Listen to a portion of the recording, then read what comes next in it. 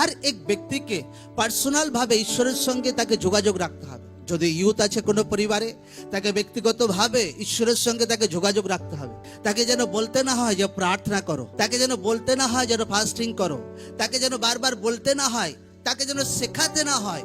যদি বারবার শেখাতে হচ্ছে কোনো ব্যক্তিকে, সেই ব্যক্তি এখনো রিয়েল তরিকাতে ঈশ্বরের সঙ্গে তার এখনো যোগাযোগ হয়নি, তাকে রিয়েল তরিকাতে ঈশ্বরের সঙ্গে তাকে যোগাযোগ করতে হবে, তো তার জীবনে বড় উদ্ধার আসবে প্রভু যিশু জীবিত নামে। আমেন। তো কোন ব্যক্তি সব থেকে বড় উদ্ধার নিজের জীবনে পেতে পারে, সব থেকে বড় ডেলিভারেন্স, সব থেকে বড় ঈশ্বরের হাত নিজের জীবনে দেখতে পারে? কোন ব্যক্তি? যে আত্মাতে, জোর সে বলো, যে আত্মাতে, এবার যে আত্মাতে সেট আছে সে প্রার্থনা করবে কিনা? জোর সে বল হ্যাঁ কিনা? হ্যাঁ। এবার যে আত্মাতে সেট হয়ে গেছে, বলছে পাকা হয়ে গেছে, সে মণ্ডলীতে প্রার্থনা আসবে কিনা? জোর সে বল হ্যাঁ কিনা?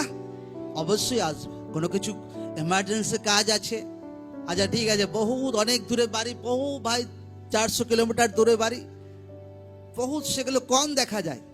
কিন্তু এমন নয় 50 কিলোমিটার দূরে বাড়ি, 100 কিলোমিটার দূরে বাড়ি, আর কোনো কারণ নেই, ব্যাস প্রার্থনায় ইচ্ছা হলো গেলাম, তো নো, সেই ব্যক্তি এখনো আত্মাতে সেট নেই। কারণ কোনো ব্যক্তি যদি আত্মাতে সেট না থাকে, তো ঈশ্বরের বড় হাত সে তার উপরে কোনোদিন দেখতে পাবে না।